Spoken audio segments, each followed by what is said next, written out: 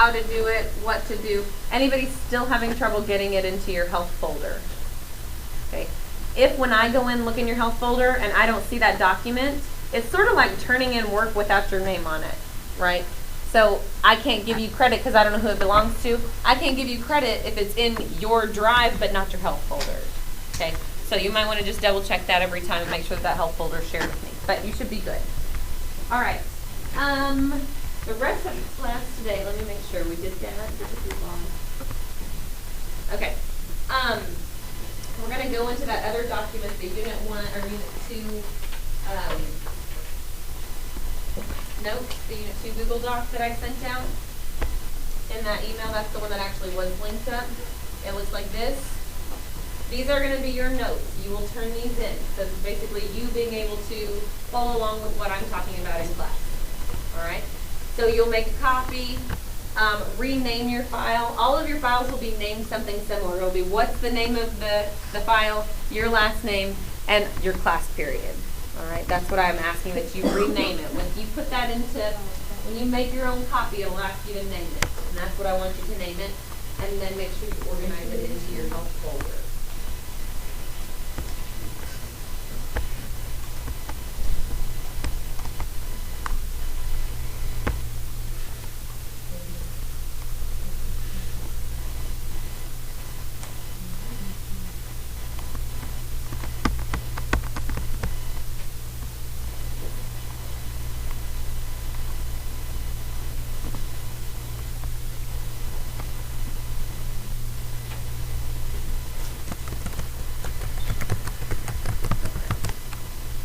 Then after you've got that in there, you can kind of start looking through.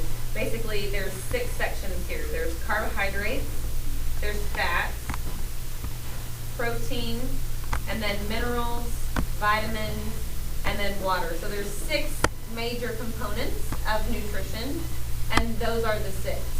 Okay. Now what I want to show you is if you're looking at this and you try and type in, it's not going to let you. That's because I've inserted this as a Google drawing. So if you double click it, it opens up here, and you can just add a text box over these spaces where it asks you to fill things in. Okay, that's how you'll fill those Google drawings in. And if you already know this, and I'm telling you stuff that you know, I apologize. But some people don't know. But you just add a text box by clicking there and then moving it someplace. So you can create it there, type your word in over there, and then you hit save and close. And it will show up here. Now, for some of you, after you've typed in or you've added a text box to it, this picture won't look the same. It may not show all of it to you, but I know that. So when I go through and grade your notes, I know to double click, and I'll be able to see the entire picture and see whether you've typed in all of the things. Okay.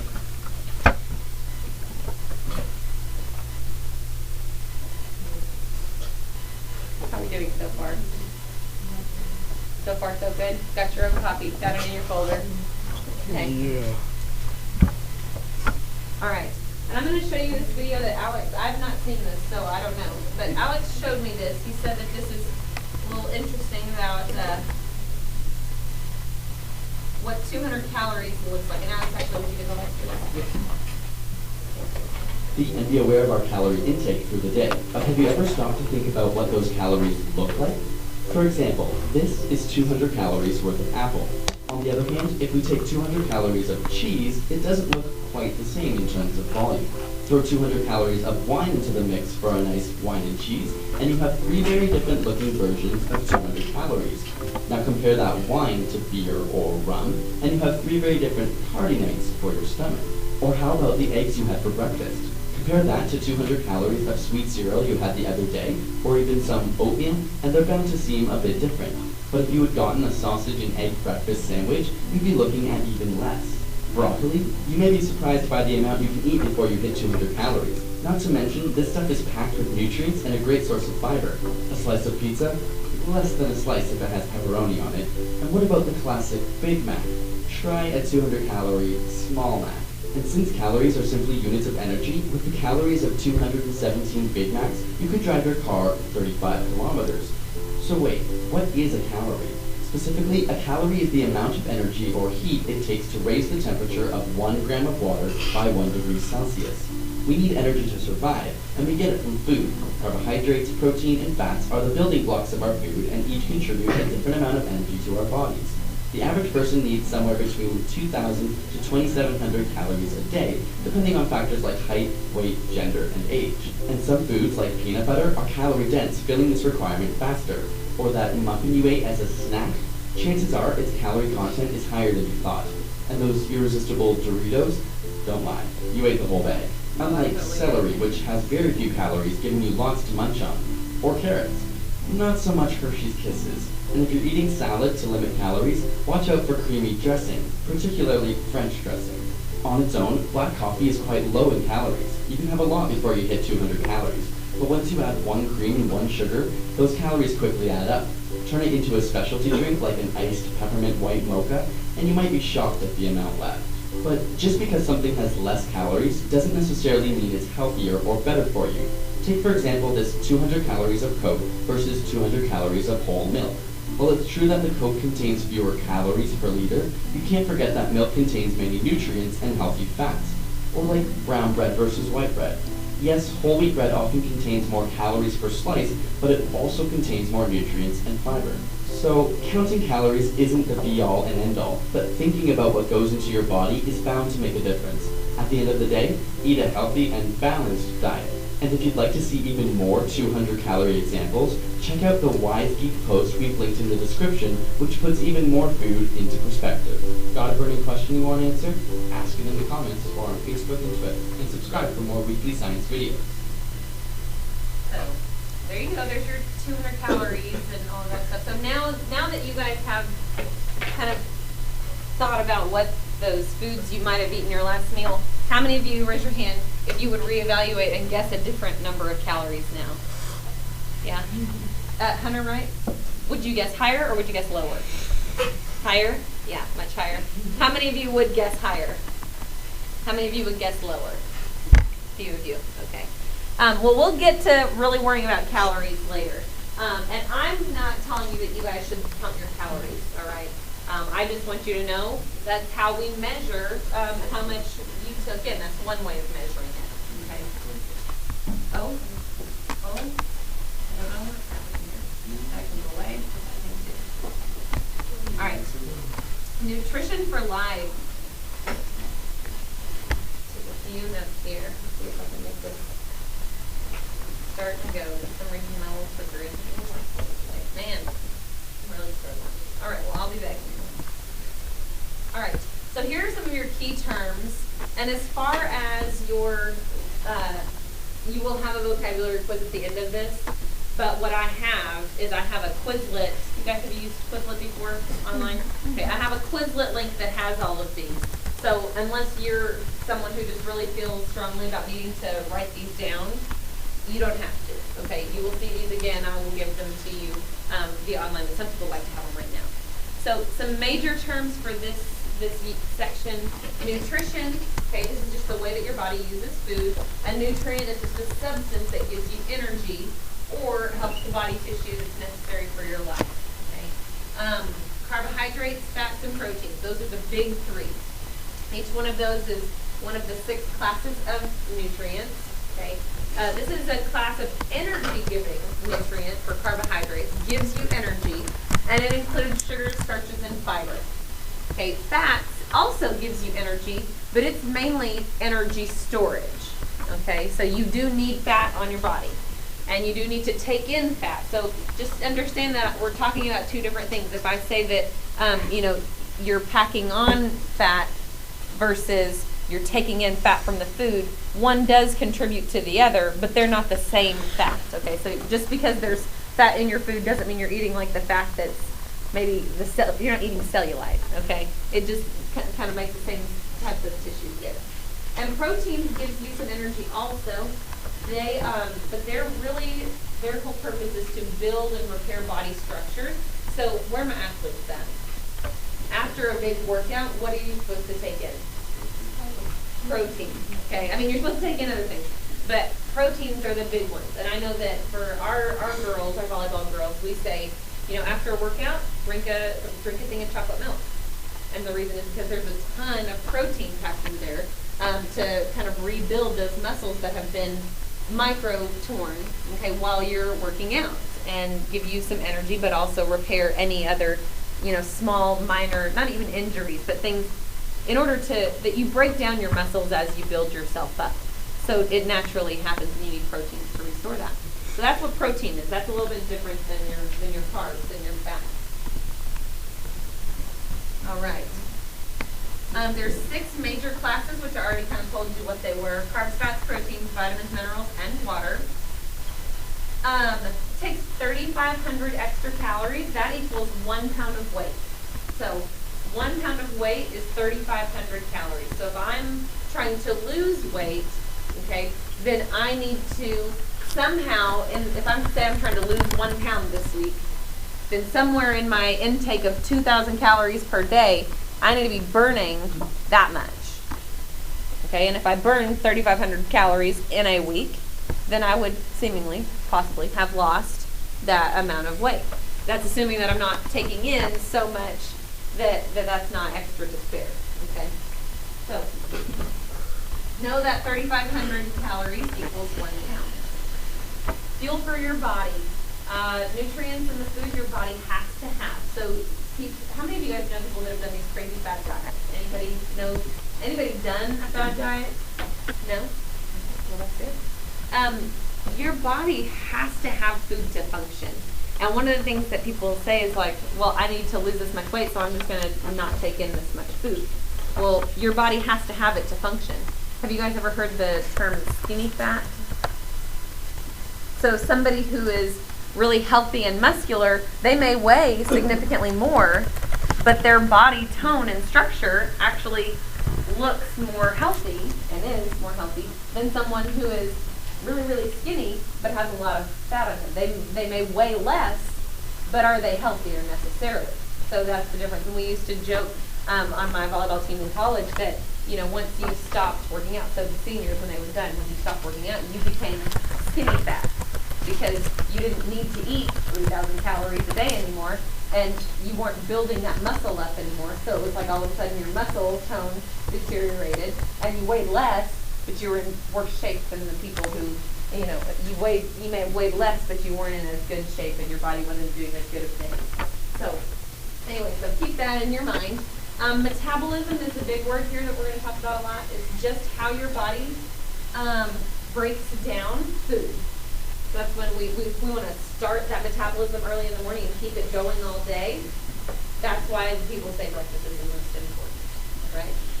Energies released are calories. That's the definition of it, which you guys will see the definition in a minute. All right, let's talk about carbs. Down at the bottom of this page, you have a little place for like personal notes, whatever notes you think you need to take, because you guys know what you already know. I don't. So if there's something there that you wouldn't remember on your own, then go ahead and write it down too. We're going to talk about these things, and we'll talk about the types of foods. So carbs should be the majority of your daily calories, all right? And each gram of carbohydrate contains 4 calories, all right? Well, when we talk about food labels, this will be something that we go into more depth with. But so let's say if I have a food that has 10 grams of calories, 10 grams of calories doesn't make sense. 10 grams of carbohydrates. How many calories does that have? 40. Okay.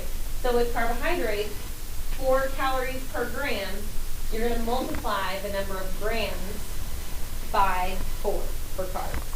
Okay. Now 4 is a rounded number. It's like a really long decimal actually, but I'd say 4, just so that it's easier for you to do math quickly if we need to.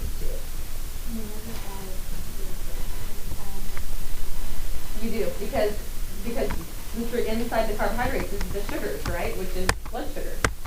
Yeah, is that one? Okay, good. So 4 calories per gram. That's a number you're going to want to know. So if you're typing in things and you don't already know that, you might write that down. Carbs, 4 calories per gram.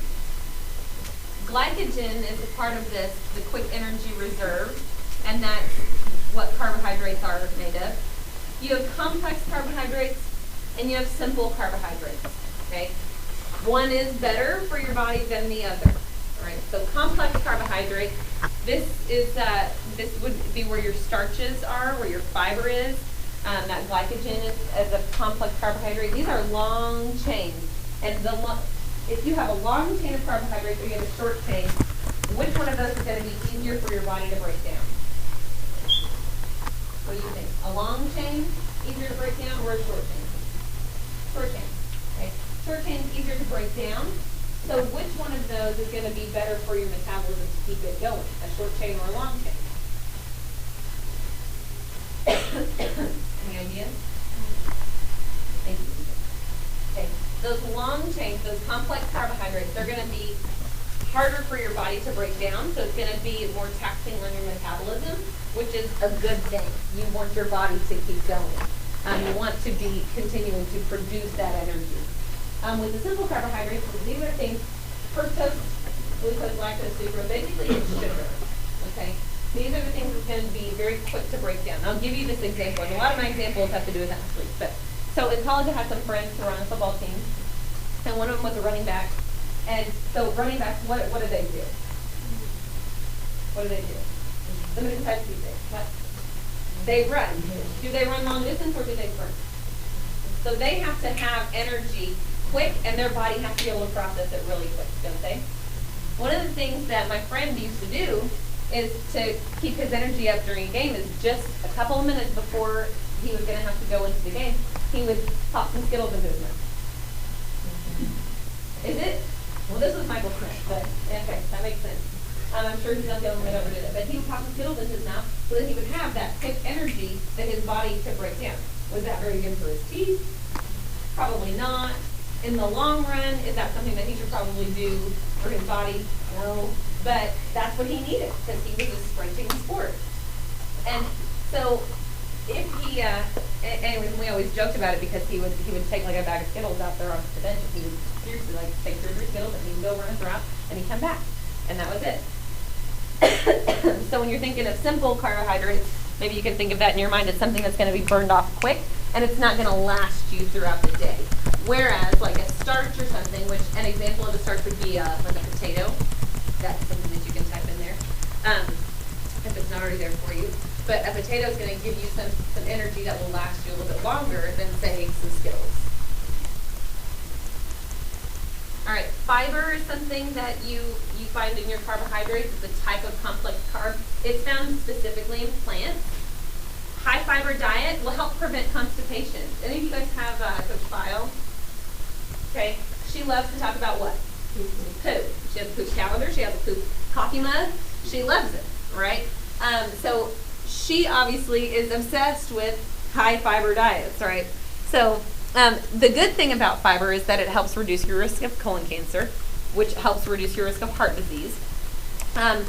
But also that constipation is a big one, right? Because sometimes it hurts. Right? Oh, come on, guys. I'm talking about food here. All right. So fiber is when you're looking down that food label, fiber is usually always underneath the carbohydrate. All right. I just want to give you a couple of examples.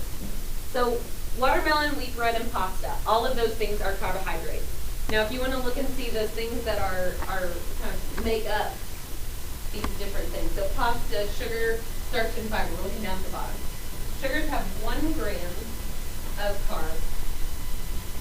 Starches, it's got 37 grams, and fiber 2 grams. So pasta is high in starch. So pasta would be a good example of a starch. You can see that wheat bread is another good example of a starch. Okay, it's got 12 grams of starch versus 1.5 grams of sugar and 1.5 grams of fiber. You look at watermelon, 18 grams of sugar, 3 grams of starches, 1 gram of fiber. So watermelon is going to be more of a sugar than really starch. Does it have starch in it? Yes, of course. But food examples. Okay, would you say watermelon is healthy for you? Not looking at this.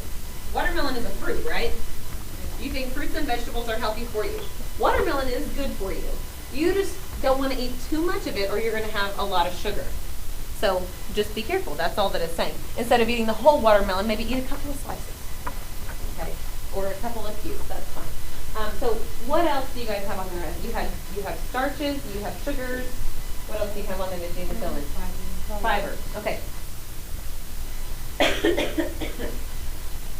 So as far as starches go, what's on your list so far?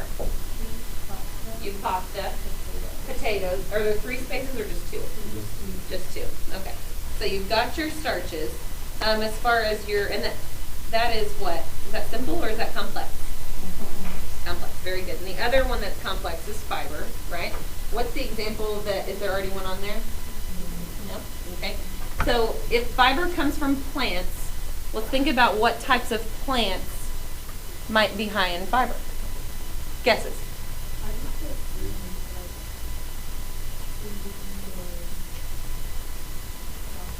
Okay, I'm going to make a clarification. You're right, greens, okay? Things like broccoli would be good. So if you want to put broccoli as a type of fiber, that's great. Green beans are actually not considered greens. They're in the legume category. Legumes are legumes. So just be careful. Greens, when we talk about greens, we're talking about like lettuce, and we're talking about the leeks, and we're talking about broccoli, those types of things, okay? Other thing, well, think about this. What types of foods make you poop? We've already said that. Besides greens. Yogurt makes you poop, okay, because it has those probiotics in there. It keeps your intestines kind of clear. So that makes you poop now because it's got a ton of fiber in it. What other things do you poop? What's good? Huh? Why? What is coffee made of? Coffee beans. So you're right with the beans. You were just talking about green beans. So beans are going to be very fibrous. And some beans more than others. But yes, coffee beans. We make this thing at our house, taco soup, and it's basically like a can of ranch beans, a can of black beans, there's some other kinds of beans in there, and then there's corn in there, and it's like, somebody's going to tear up that toilet later. Yeah, so very high in fiber. So your fibers and your starches are those complex carbohydrates. As far as your simple carbohydrates go, what's that category? Sugars? Yeah. What do you guys have in there so far? Now, not all fruits. Some fruits more than others. But yes, there will be some fruits that are in there. Let's try and be specific here. So watermelon's one good example you can use. Another example of sugars could just be candy, right? It could be table sugar.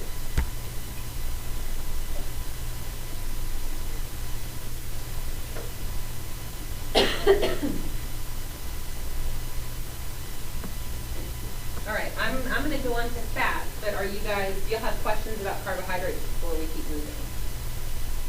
You have a space down there, remember, for your personal notes. Good things I think you'd want to know, that carbohydrates are 4 calories per gram. You want to probably know that carbohydrates should make up a lot of what you take in for the day. And then let's see, anything else about carbs? Oh, that you have complex carbohydrates and you have simple carbohydrates, but you have that chart, so if that will cue you, then you don't need to write that down. All right, fats. These also give you energy, but they're more of a fat storage. Okay? So you have, if you hear me say lipids, that's their chemical compound name because that's what they're made of. They're fatty, oily substances, and they don't dissolve in water. So fats won't dissolve in water. These have 9 calories per gram. So if I said, okay, there's 10 grams of fat in this food, how many calories? 90. Thank you. Good job, Albert. 90 calories in that food. Now, 9 is also a number that's rounded off. How many of you have ever seen a food label? Okay. On most any packaged food that you have to that you eat, they are required to make a label and they're required to put in all the different nutrition facts. One of the things that food label calculates for you most of the time is the amount of fat calories. It doesn't usually say the amount of like carbohydrate calories or protein calories, but but for some reason it does calculate fat calories. So when we're looking at food labels, if you were to say, okay, this food has, 10 grams of fat in it, times 9, that's 90. So then you look at where it says fat calories, they aren't necessarily going to be the exact same number because, like I said, 9 is a rounded number. Okay, so don't let that confuse you if you ever see that. Made up of fatty acids and glycerol, which is kind of what we're already talking about, what it's made up of. It adds flavor and texture to food. So the foods that a lot of us like to eat, they taste really good.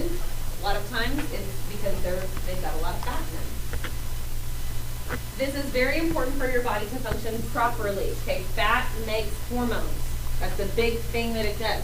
Okay, fat makes hormones in your body, and so I was recently pregnant, just had a baby. There have been lots of hormones coming through this body right now. Okay, now I'm just going to kind of go off on a slight tangent about this, but just so you can kind of get an idea. So for women, what's our major hormone? Estrogen. Good. So women need a lot more carbohydrates. We naturally crave a lot more carbohydrates than guys do. Okay, because estrogen is made specifically from the fat. Okay, so from fat that carbs contribute to in that story. Okay. Anyway, so as I was pregnant, I was putting on weight and all of this stuff, and I had all these different hormones.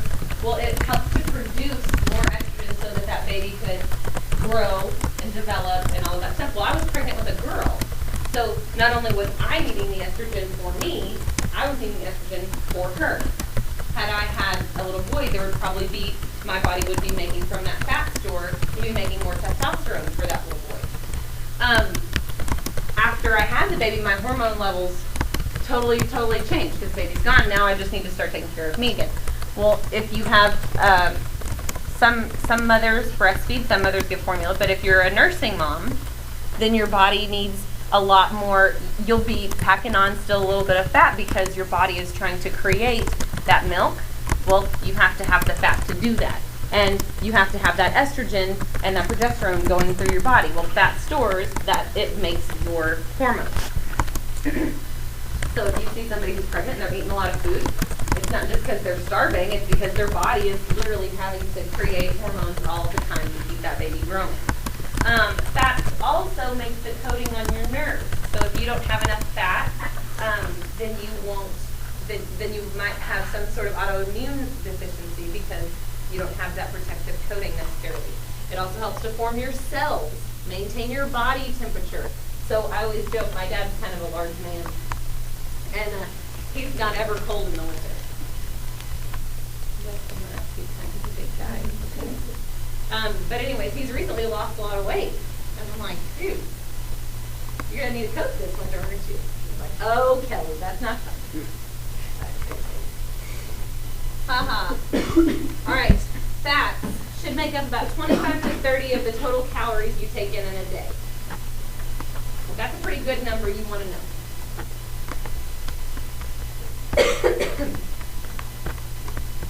So fat should take up about 25 to 30%. When we get to proteins, proteins are going to take up about 25%. And then, so that leaves approximately 50% left for carbs. So if you're kind of trying to figure out what that meant by, your carbohydrates should be, something like that. And like I said, it's energy storage. Now your fats are broken down into saturated and unsaturated fats. And trans fats as well. We'll talk about those too. Saturated fats are solid at room temperature. Okay. These saturated fats only come from animals. Saturated fats don't come from any food product. So if I have, some celery, and there's fat in it, it's definitely not saturated fat. Okay. So anytime you eat something that comes from an animal product, you probably have saturated fat in it. Maybe not a lot, but a little. Yes, ma'am.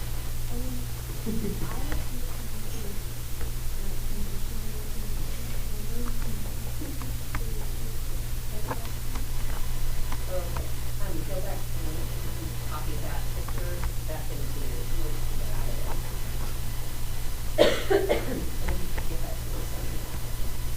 All right, these types of fats. Now you need some saturated fats, okay? So don't think saturated fats are really, really bad.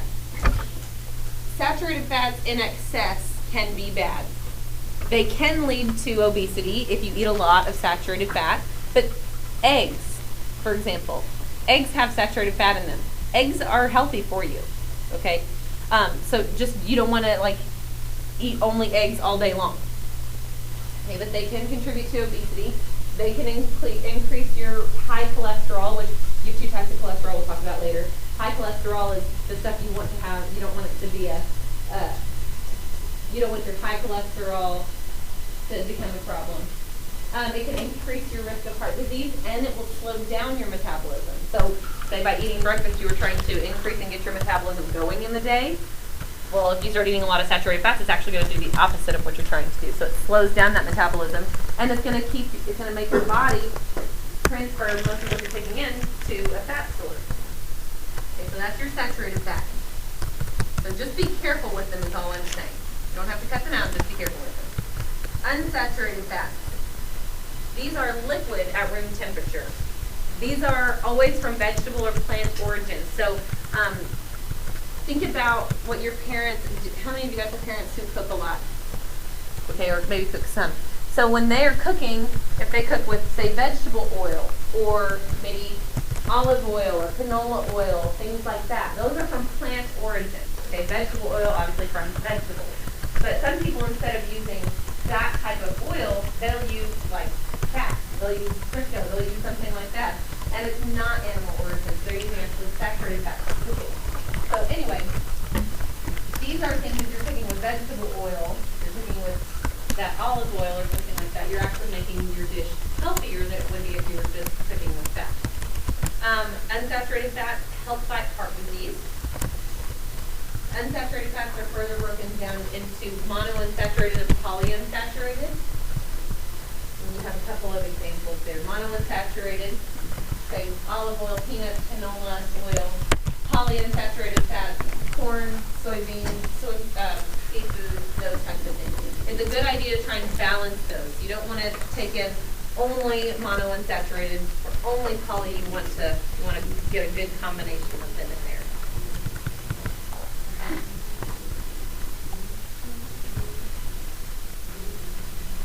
Oh, is your computer do something writing?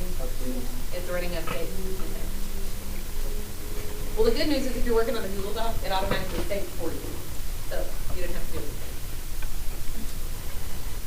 Cholesterol. Go ahead and put all this stuff up there for you. This is not one of the big six, but this would be a good one to put underneath the fats in your kind of your personal notes. So just some of this stuff, you don't have to take all of it, but just kind of hit the high points. This is a type of fat. It's something that's written on your food labels, okay? You produce it inside your body. You make cholesterol, but some of the foods that you eat can increase your body's production of that cholesterol, okay? You need some because you need to make vitamin D for yourself. You need to make more cell membranes, certain hormones in bile, all of those things. Your body needs that stuff. It circulates in your blood, but if you've got high cholesterol and you have a lot of cholesterol in your blood, what might happen? You got a lot of cholesterol in those blood veins. You might have high blood pressure. You might have blood clots. You might have some sort of problem with getting that plaque and stuff built up in your arteries, which can cause more heart problems. Okay, but cholesterol, if you've got the right kind, it can kind of keep those blood vessels clean. It can aid in digestion. Cholesterol is only found with animals. So cholesterol and saturated fat are both found where? With animals. Okay. Cholesterol and saturated fat only come from foods that have animals in them. HDL and LDL.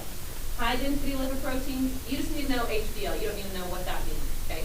But you want the HDL to be high, a high number, and you want the LDL to be low, okay?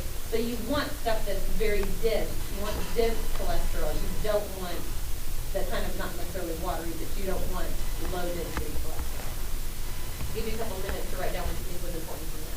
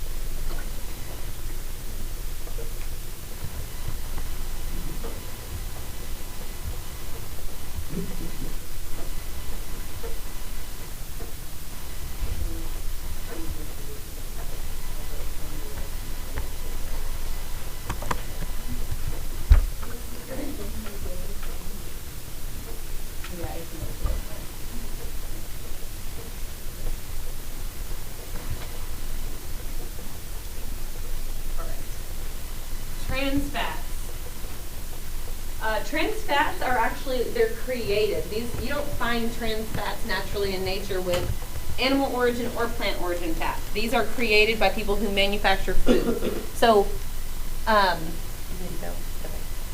so if you were to just pick up an apple, would you imagine that there are any kind of trans fats in it?